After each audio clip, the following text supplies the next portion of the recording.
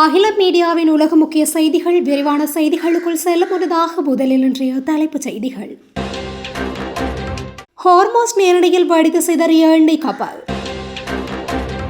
அமெரிக்காவில் பயங்கரம். உணவு திருவிழாவில் துப்பாக்கி சூடு 2 பேர் பலி. பலஸ்தீன மசூதிகளுக்கு இஸ்ரேலியர்கள் தீ வைப்பு 2 பேர் கைது. ரஷ்யா பானி புயலில் சிக்கி மலையேற்ற வீரர்கள் 5 பேர் பலி. வியட்நாம் சரக்கு கப்பல் கடலில் மூழ்கி விபத்து 18 பேர் மாயம். காங்கோவில் வேகமாக பரவும் எபோலா 1354 பேர் பலி. அமெரிக்கா ஈரான் தாக்குதல்களை நிறுத்தியதை தொடர்ந்து கச்சா எண்ணெயின் விலைகளில் சரிவு. லெபனான் மீதான தாக்குதலை இஸ்ரேல் முழுமையாக நிறுத்தாமல் அமெரிக்காவுடன் ஒப்பந்தம். செங்கடல் முதல் ஹாஸ்பியன் வரை ஹோர்மோஸ் தாண்டி பரவும் ஈரான் போர். உக்ரைன் போரில் 30,000 வடகொரிய வீரர்களை களமிறக்க ரஷ்யா திட்டம். தொடர்வன விரிவான செய்திகள்.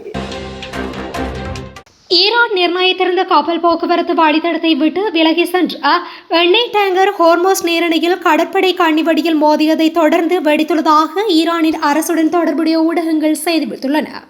ஈரானின் தஸ்னீம் செய்தி நிறுவனம் வெளியிட்ட தகவலின்படி குறித்த டேங்கர் ஈரான் அதிகாரிகள் குறிப்பிட்டிருந்த கடல் வழித்தடத்தை விட்டு விலகி சென்ற பின்பு கண்ணிவடியில் மோதி வெடித்துள்ளது.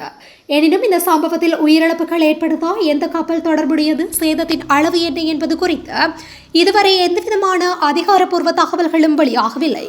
கடந்த ஜூன் 26 ஹோர்மோஸ் நீரிணை வழியாக செல்லும் கப்பல்கள் ஈரான் ராணுவம் நிர்ணயித்த பாதைகளில் மட்டுமே பயணிக்க அனுமதிக்கப்படும் என ஈரான் எச்சரித்திருந்தது.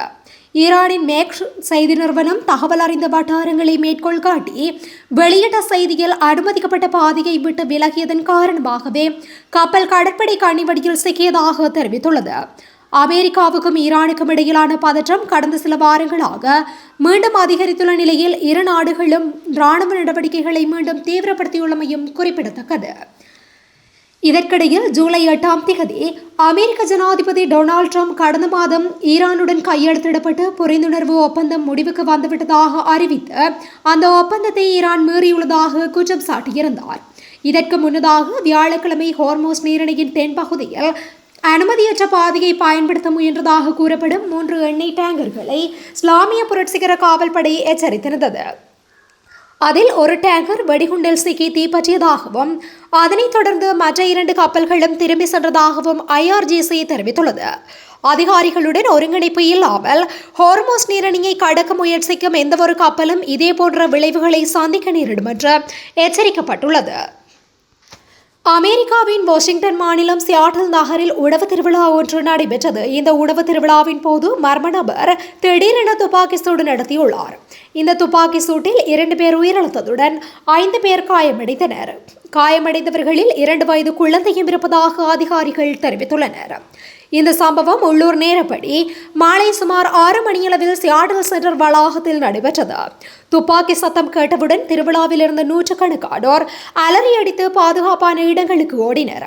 சமூக வலைதளங்களில் வெளியான காணொளிகளில் துப்பாக்கி சத்தம் கேட்டதும் மக்கள் பதற்றத்துடன் சிதறியோடும் காட்சிகள் பதிவாகியுள்ளன. காயமடைந்தவர்கள் உடனடியாக அருகிலுள்ள மருத்துவமனைக்கு கொண்டு செல்லப்பட்டு சிகிச்சை அளிக்கப்பட்டு வருகின்றது. உயிரிழந்தவர்களின் அடையாளம் இன்னும் அதிகாரப்பூர்வமாக வெளியிடப்படவில்லை. சம்பவத்திற்கான காரணம் இதுவரை தெரியவில்லை.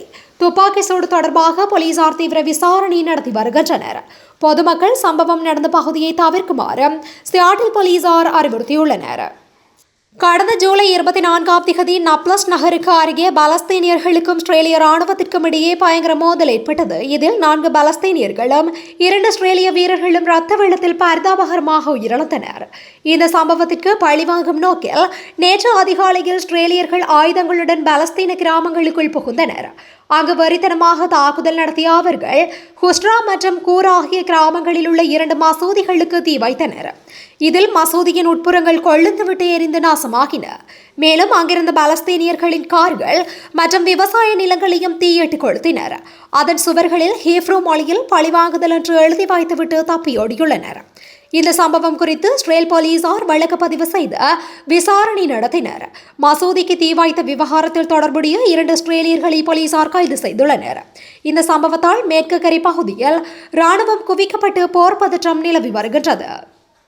மலையேற்ற வீரர்கள் நேற்று 5350 உயரத்தில் மலையில் ஏறிக்கொண்டிருந்த போது திடீரென பனி புயல் வீசியது.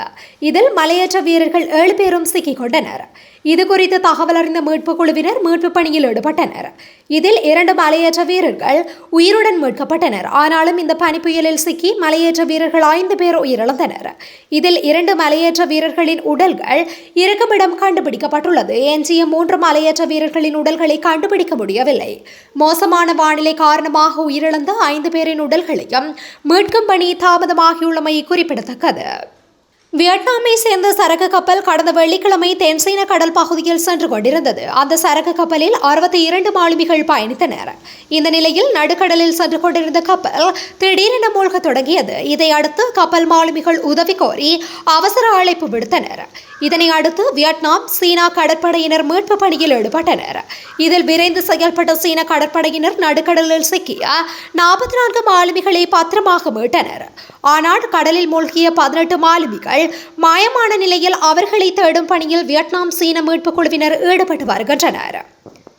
மத்திய கிழக்கு ஆப்பிரிக்காவில் அமைந்துள்ள நாடு காங்கோ. இந்த நாட்டில் எபோலா வைரஸ் நோய் வேகமாக பரவி வருகின்றது. எபோலா உலகிலேயே மிக கொடிய வைரஸ் நோய்களில் ஒன்றாகும். இந்த வைரஸ் காங்கோ மட்டுமன்றி உகண்டா போன்ற ஆப்பிரிக்க நாடுகளிலும் பரவி வருகின்றது. இந்த நிலையில் காங்கோவில் 3075 பேருக்கு எபோலா வைரஸ் தொற்று உறுதி செய்யப்பட்டுள்ளதாக அந்நாட்டு அரசு அதிகாரப்பூர்வமாக தெரிவித்துள்ளது. மேலும் எபோலா வைரஸ் பாதிப்பால் 1354 பேர் உயிரிழந்துள்ளனர் என்று காங்கோ சுகாதாரத்துறை தெரிவித்துள்ளது. காங்கோவில் எபோலா வைரஸ் வேகமாக பரவி வரும் நிலையில் வைரஸினை கட்டுப்படுத்த முடியாமல் அந்த நாட்டு சுகாதாரத்துறை திணறி வருகின்றது.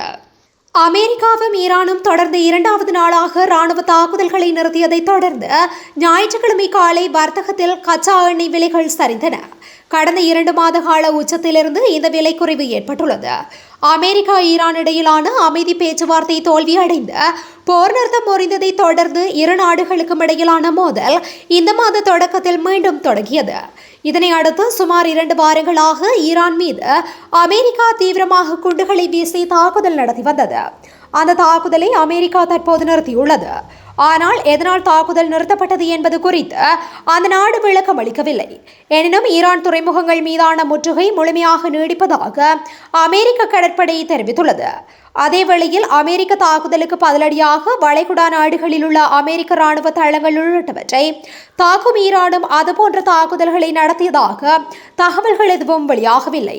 இந்த நிலையில் அமெரிக்காவும் ஈரானும் தொடர்ந்து 2வது நாளாக ராணுவ தாக்குதல்களை நிறுத்தியதை தொடர்ந்து ஞாயிற்றுக்கிழமை காலை வர்த்தகத்தில் கச்சா எண்ணெய் விலைகள் சரிந்தன.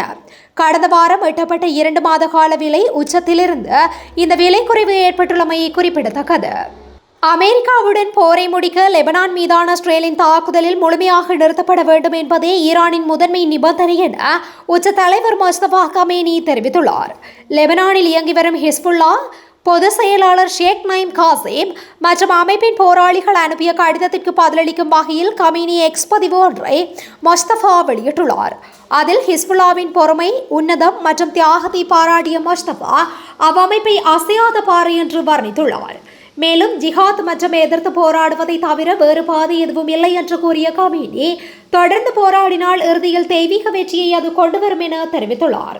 லெபனானின் பிராந்திய ஒருமைப்பாட்டையும் ஹிஸ்புல்லாவையும் பாதுகாப்பது ஈரானின் பொறுப்பு என்றும் அமெரிக்காவிற்கு எதிரான போரை முடிவுக்கு கொண்டு வர லெபனான் மீதான இஸ்ரேல் தாக்குதல் நிறுத்தப்படுவது கட்டாயம் எனவும் திட்டவட்டமாக தெரிவித்துள்ளார்.